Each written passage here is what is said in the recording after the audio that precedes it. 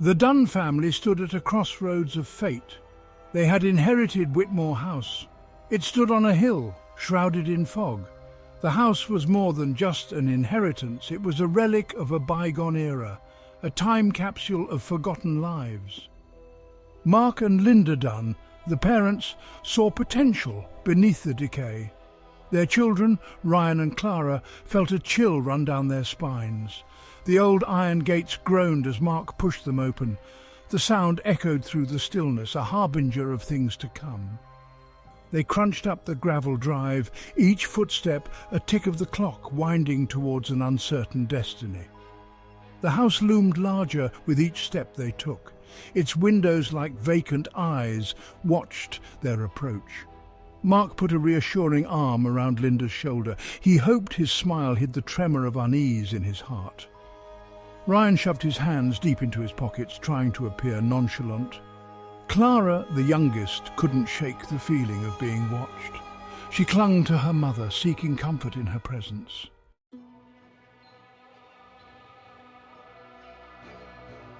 The front door creaked open, as if reluctant to reveal its secrets. Dust hung in the air, thick and heavy.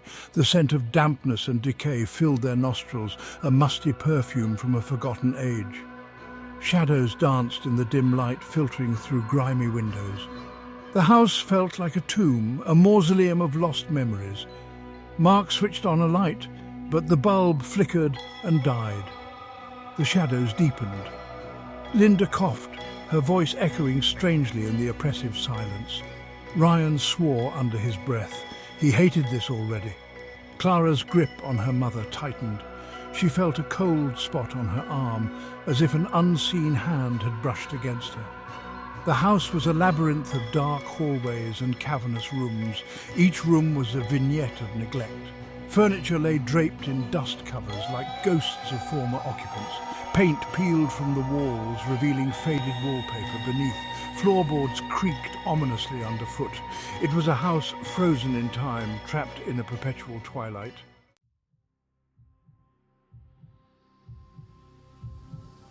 "Well," Mark said, his voice unnaturally loud in the silence, "it needs a bit of work." Linda nodded, trying to sound optimistic.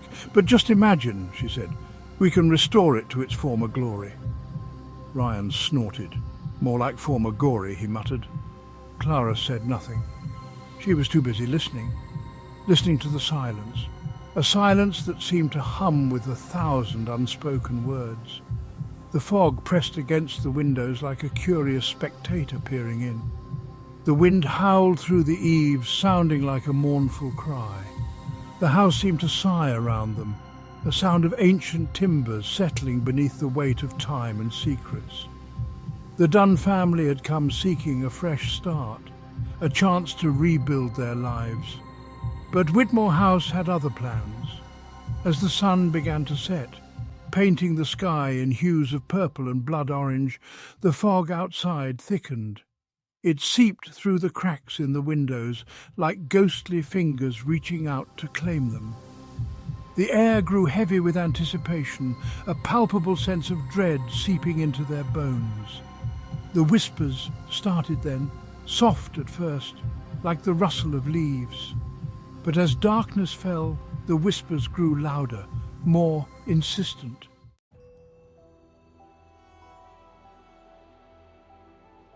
The town of Oakhaven held its breath. It huddled at the foot of the hill, its windows dark, its secrets buried deep. The locals knew the truth about Whitmore House. They whispered tales of the Whitmore family, their faces etched with a mixture of fear and fascination. The Dunns were outsiders. They had inherited the house, but they didn't inherit its history, not yet. The library was a haven from the encroaching darkness. Clara sat at a table, her brow furrowed in concentration. Old newspapers lay scattered before her, their pages brittle with age. Headlines screamed of unsolved mysteries and unexplained disappearances. The Whitmore case was a cold one, a wound on the town's soul that refused to heal. Clara traced the faded ink with her fingertip. The articles spoke of a family torn apart by tragedy. The Whitmores had vanished without a trace, leaving behind only whispers and unanswered questions. There were rumours of strange rituals, of forbidden knowledge, of a darkness that consumed them from within.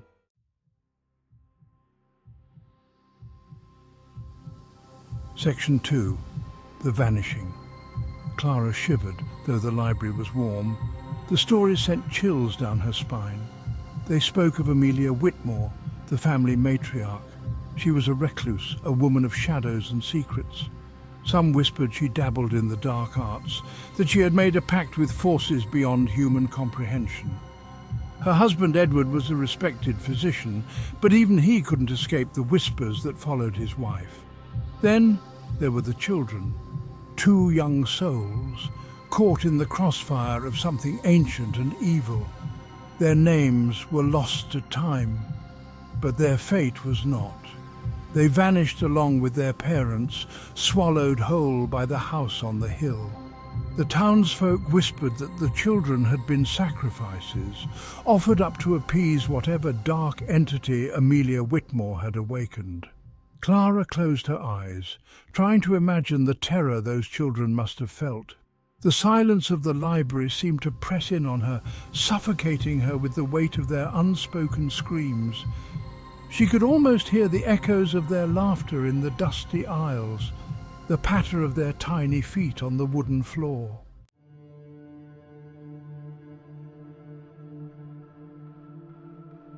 Section 3.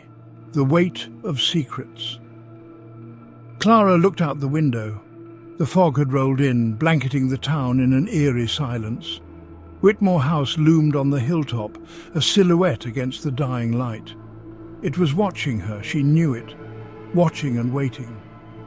And as the shadows lengthened, Clara realized something. She wasn't just renovating a house. She was stepping into a nightmare. The weight of secrets pressed down on her, heavy and suffocating. The library suddenly felt cold, the air thick with the scent of mildew and decay. Clara gathered her things, eager to escape the oppressive atmosphere.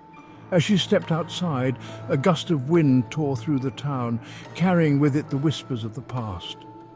They swirled around her, cold and menacing. Clara hurried back to Whitmore House, her heart pounding in her chest.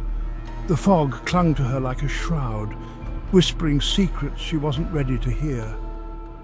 As she reached the front door, she paused, her hand hovering over the rusted handle. The house was waiting, she could feel it, and it was hungry.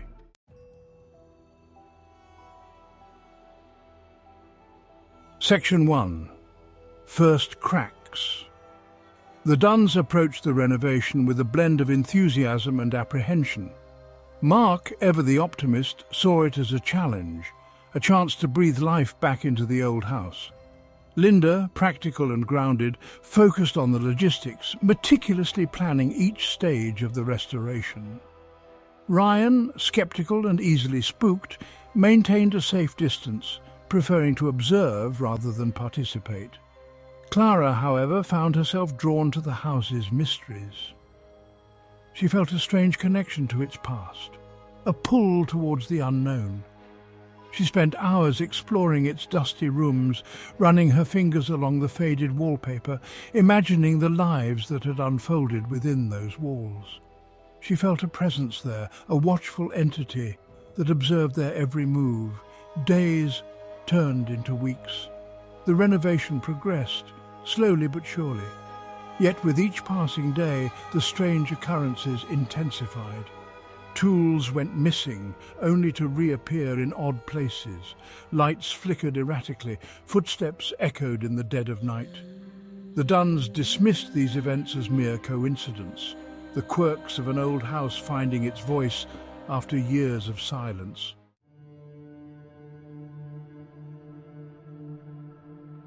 One evening, as dusk settled over Whitmore House, Clara experienced something that shattered her composure. She was alone in the parlour, sorting through a box of old sheet music, when she felt a cold draught. She turned, expecting to see a window ajar, but the windows were closed, bolted shut against the encroaching darkness. The temperature in the room plummeted. She could feel her breath forming frosty clouds in the air. And then she saw her, a figure, ethereal and translucent, standing at the far end of the room. A woman in a flowing white gown, her face obscured by a veil of mist. Clara froze, her heart pounding against her ribs. She couldn't breathe, couldn't speak. Fear, cold and paralyzing, gripped her. The figure glided towards her, its movements fluid, dreamlike. Clara wanted to scream, to run, but her body refused to obey. As the figure drew closer, Clara could sense a profound sadness emanating from it, a deep well of sorrow that threatened to drown her. She closed her eyes, bracing herself for the inevitable. But the touch never came. When she opened her eyes, the figure was gone. The room was empty, the air still and heavy. Clara stumbled back, her legs trembling beneath her. She fled the parlour, her mind reeling, her sanity teetering on the brink.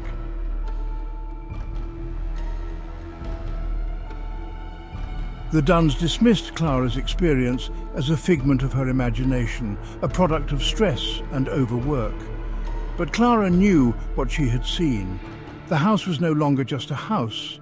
It was a vessel, a conduit to something otherworldly and malevolent. The renovation continued, but a pall had been cast over the project. The atmosphere in the house grew heavier, more oppressive. Strange symbols etched into the walls beneath layers of paint began to bleed through. The air grew thick with the scent of damp earth and decaying flowers. The house was fighting back, resisting their attempts to tame it, to erase its past. The Duns, however, remained oblivious to the danger they were in. They pressed on, their resolve fueled by a potent cocktail of denial and determination. One afternoon, Mark, attempting to remove a stubborn bookcase from the library, discovered a hidden door behind it. He called for Linda and Ryan, their curiosity piqued. Together, they heaved the bookcase aside, revealing a narrow passageway leading down into darkness. Clara, drawn by the commotion, joined them. A cold draught emanated from the opening, carrying with it the faint scent of decay. The Duns exchanged uneasy glances. Their dreams of restoration suddenly seemed trivial, insignificant in the face of the unknown that awaited them beyond that door.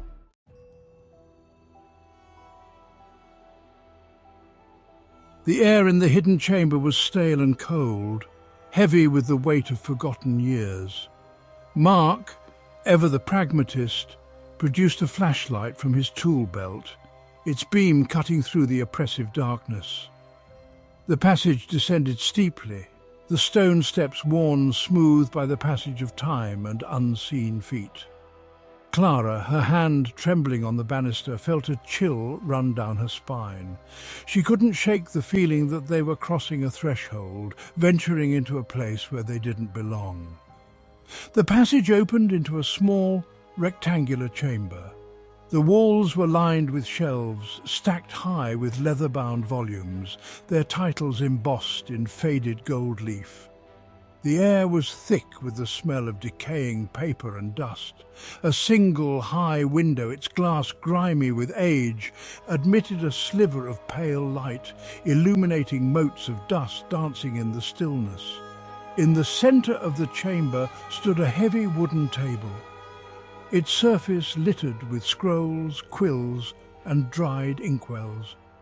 Mark ran his hand along the spine of a book, his fingers tracing the outline of a skull embossed on its cover. "This is incredible," he murmured, his voice hushed with awe. "This place is like a time capsule." Linda, her gaze sweeping over the shelves, nodded in agreement. "There must be hundreds of books here," she said. "Some of them look ancient." Ryan, however, remained unconvinced. He shivered, pulling his jacket tighter around himself. "This place gives me the creeps," he muttered. "Can we go now?"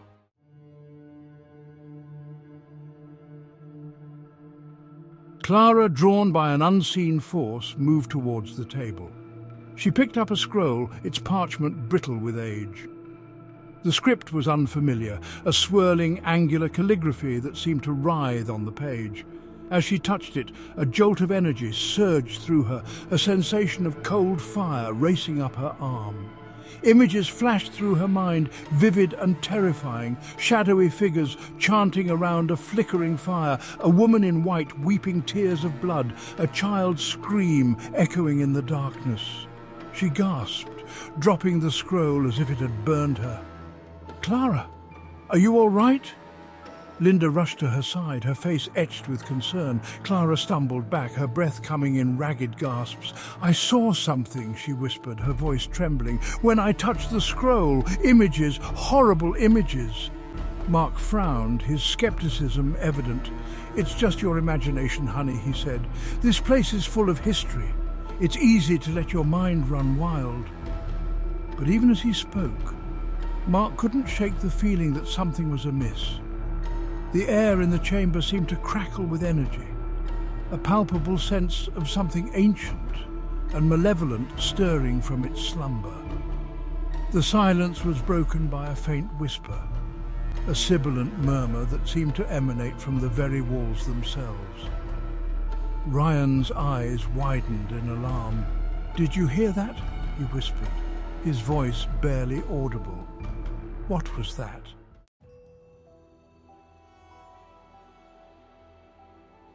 Mark, determined to rationalize the strange events, suggested they explore further. A narrow doorway, concealed behind a tapestry depicting a hunting scene, led to another chamber. This room was larger, its high ceiling lost in shadow.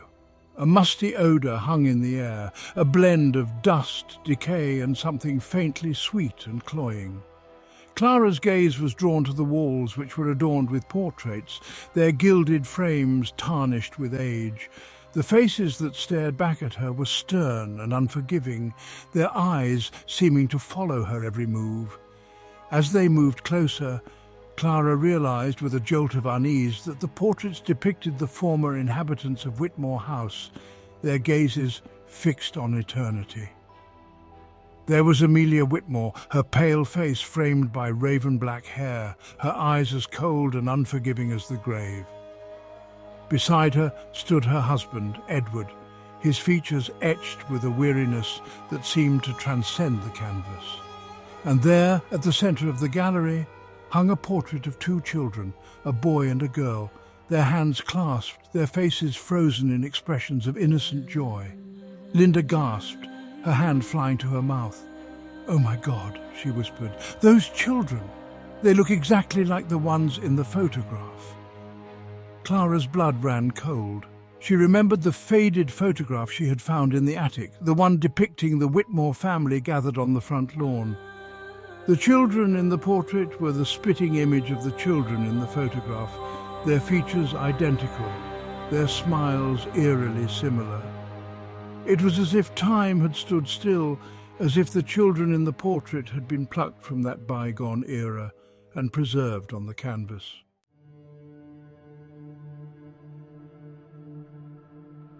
A low rumble echoed through the house, as if a sleeping giant had stirred from its slumber. The portrait gallery vibrated with a sudden surge of energy. The air crackled with a palpable sense of menace. The portraits on the walls seemed to shimmer, their painted surfaces rippling like disturbed water. The eyes of the Whitmore family, once fixed and lifeless, now seemed to burn with an unnatural intensity, their gazes boring into the duns with a mixture of accusation and malice. Clara stumbled back, her heart pounding in her chest. The air grew heavy, suffocating. The sweet, cloying odour intensified, filling her nostrils with the scent of decay and something else, something ancient and evil. She felt a cold hand close around her wrist, its grip like a vice. She turned, her scream dying in her throat. Standing beside her, her features contorted in a mask of rage and sorrow, was the woman in white. The house groaned, its timbers protesting under a sudden unseen pressure. Dust rained down from the ceiling as the walls seemed to close in around them. The portraits on the walls swirled and twisted, their painted figures coming to life, their eyes burning with a cold, malevolent light. The Duns were trapped, caught in the grip of a force they couldn't understand or control. The house had awakened, and it was hungry for revenge.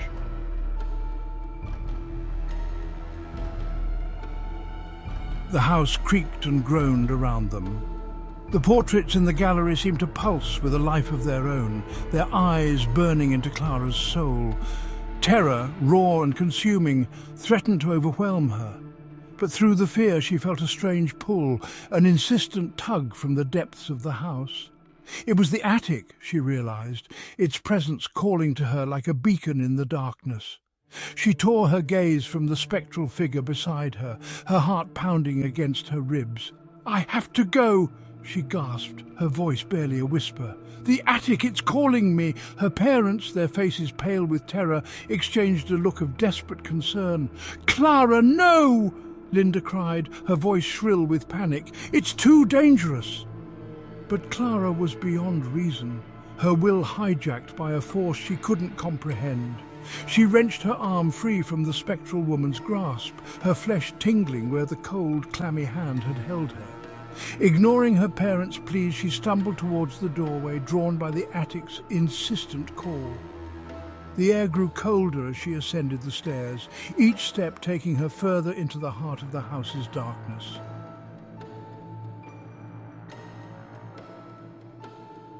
The attic door swung open with a groan, revealing a cavernous space shrouded in shadow.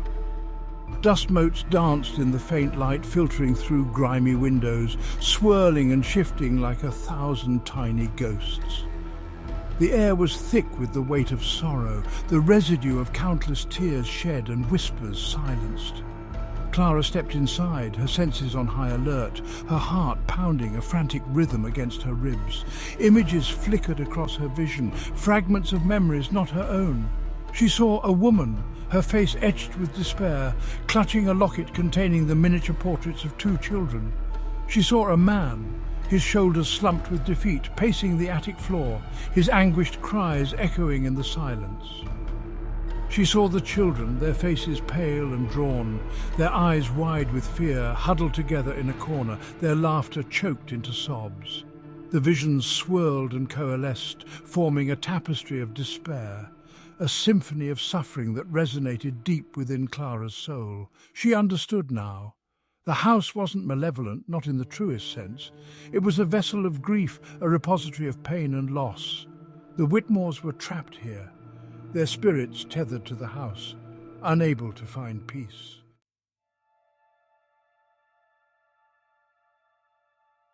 The woman in white materialized before her, her form solidifying from the shadows. Her face, once obscured by a veil of mist, was now clearly visible. Her features were etched with sorrow, her eyes red-rimmed from countless unshed tears. She reached out a hand, her touch no longer cold, but radiating a deep, aching sadness. "Help us," she whispered, her voice a mournful sigh that seemed to emanate from the very walls themselves. "We are trapped here, bound to this house by our pain. Help us find peace." Clara, her heart aching with empathy, met the woman's gaze. She understood the depth of their suffering, the agony of their unresolved grief. "What happened?" Clara asked, her voice barely a whisper. "Why are you trapped here?" The woman's form flickered, her image threatening to dissolve back into the shadows. "Our story is not ours to tell," she whispered, her voice laced with a profound weariness. "But you can help us. Break the chains that bind us. Let our story be told. Let us finally rest."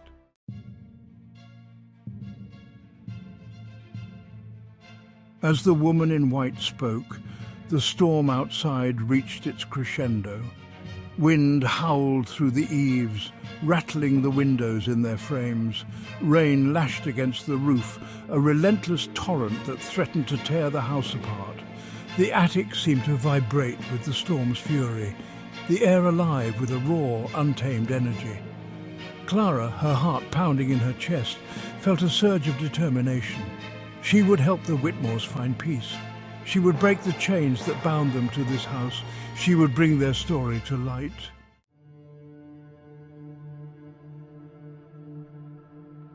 Clara felt a chill, colder than the icy rain battering the attic windows. The air crackled with energy, a tangible manifestation of the unseen forces swirling around them. The woman in white tightened her grip, her spectral hand surprisingly solid. "They are coming," she whispered, her voice a haunting echo in the storm's fury. Downstairs, Clara's family huddled in the darkness. The power had cut out, plunging the house into an unsettling gloom. Mark, his face etched with worry, tried to calm his wife and son. "It's just a storm," he said, his voice unconvincing even to his own ears. "It'll pass." But deep down, a primal fear gnawed at him. He couldn't shake the feeling that something was terribly wrong. Suddenly, a blood-curdling scream pierced the air. Linda gasped, her hand flying to her mouth. "Clara!" she cried, her voice sharp with panic. Mark, his heart pounding in his chest, grabbed the heavy candlestick from the mantelpiece, its weight oddly reassuring in his trembling hand. "Stay here," he commanded, his voice firm despite the tremor in his gut. "I'll go find her."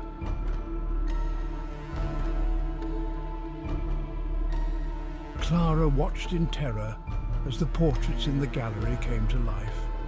The painted figures stepped out of their frames, their movements jerky and unnatural, their eyes burning with a cold, malevolent light. Amelia Whitmore, her face contorted in a mask of rage, glided towards them, her spectral gown swirling around her like a shroud. The woman in white pushed Clara behind her, a gesture of unexpected protection. "You must make them understand," she whispered urgently. "Tell them our story. Only then can we be free." Clara, her voice trembling, confronted the spectral figures advancing upon them. "Stop!" she cried, her voice surprisingly strong despite her fear. "You don't have to do this. Let them go." Amelia Whitmore paused, her spectral form flickering in the shifting light. "They are trespassers," she hissed, her voice a chilling whisper that seemed to penetrate Clara's very soul. "They have disturbed our rest. They must pay the price." Clara met her gaze, refusing to back down. "They don't understand," she pleaded. "They're just trying to help. Please let me tell them your story. Let me help you find peace."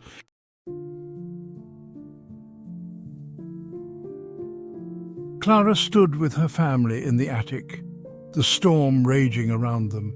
Tears streamed down her face as she recounted the tragic tale of the Whitmore family. She told of Amelia's desperate search for knowledge, her ill-fated attempts to contact the spirit world.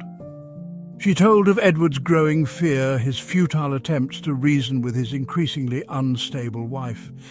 And she told of the children, innocent victims caught in the crossfire of their parents' obsession. As she spoke, the house seemed to sigh, the storm outside mirroring the turmoil within its walls. The portraits in the gallery watched silently, their painted figures no longer menacing but sorrowful, their expressions a reflection of the pain and regret that had haunted them for so long. When Clara finished, a heavy silence descended upon the attic. Then a soft voice, filled with a profound sadness, broke the stillness. "Thank you," Amelia whispered, her spectral form shimmering in the fading light. "You have given us a voice. You have set us free." One by one, the spectral figures of the Whitmore family began to fade, their forms dissolving into motes of light that danced in the air before vanishing completely.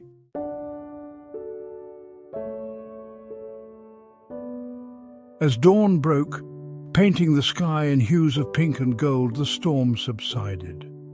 The last vestiges of the night's fury dissipated, leaving behind a sense of peace that settled over the house like a benediction. The Dunns stood together in the attic, the air still and quiet, the only sound the gentle patter of rain dripping from the eaves. They looked around, their eyes tracing the outlines of the room where the spectral figures had once stood. The house felt different now, lighter, as if a great weight had been lifted from its ancient timbers. The air was no longer thick with sorrow, but filled with a sense of tranquility. Clara, her heart lighter than it had been in weeks, reached out and touched the wall, her fingers tracing the outline of a faded rosebud pattern on the wallpaper. "What do we do now?" Ryan asked, his voice barely a whisper. His skepticism had vanished, replaced by a newfound respect for the house and its tragic past. Mark put a hand on his son's shoulder, a reassuring gesture.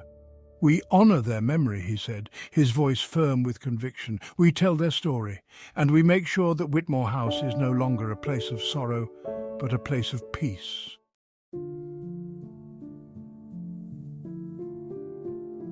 The Dunns, forever marked by the encounter, abandoned their grand renovation plans.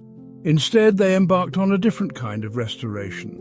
They meticulously researched the Whitmore family, piecing together fragments of their lives from old newspapers, town records, and whispered tales. They treated each artifact, each photograph, with reverence, recognizing them as fragments of lives tragically cut short. Mark, his initial skepticism replaced by a profound sense of responsibility, spearheaded the transformation of Whitmore House. He oversaw the creation of a small museum in the house's east wing, dedicated to preserving the Whitmore family's story. He sought out antique display cases to showcase Amelia's collection of herbs and crystals, her journals filled with cryptic notes, and Edward's medical bag, its contents a poignant reminder of his struggle to heal both body and mind. Linda, with her keen eye for detail and her compassionate heart, focused on restoring the house's interior. She sought out period-appropriate furnishings, breathing life back into the once grand rooms. She hung the Whitmore family portraits prominently in the grand foyer, their eyes once filled with sorrow, now seeming to gaze upon the visitors with a sense of peace.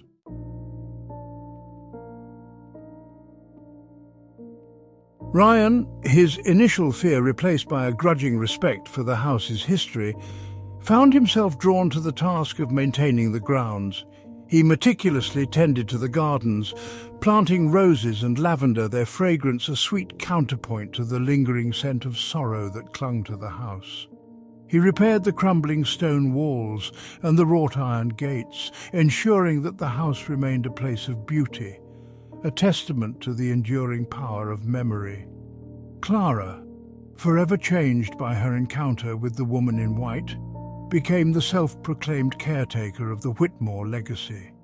She spent countless hours in the attic, surrounded by the remnants of their lives, poring over their letters, their diaries, their sketches. She felt a kinship with the Whitmore children, their laughter and tears echoing through the years, their presence a constant comfort in the stillness of the old house. The fog still rolled in over the hill, but it no longer carried the same weight of dread. It seemed to linger now, a gentle shroud that enveloped the house in an ethereal embrace. The whispers remained too, but they were different now. No longer filled with sorrow and anger, but with a sense of peace, of stories finally told, of souls finally laid to rest.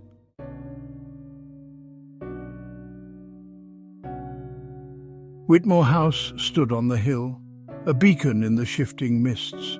It was no longer a haunted house, but a house of remembrance, a place where the past was honored, not feared.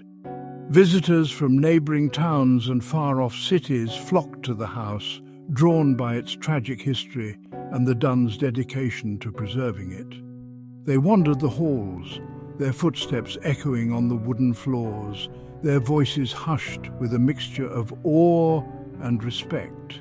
The Dunns, their lives forever intertwined with that of the Whitmore family, found solace in their role as caretakers. They had come to Whitmore House seeking a fresh start, a chance to rebuild their lives. They found something far greater, a purpose, a connection to something larger than themselves. They had inherited not just a house, but a legacy, a responsibility to ensure that the past was never forgotten. And so, Whitmore House stood as a testament to the enduring power of memory, a place where the veil between the living and the dead seemed to thin, where the echoes of laughter and sorrow mingled in the air, where stories whispered through the ages, refusing to be silenced.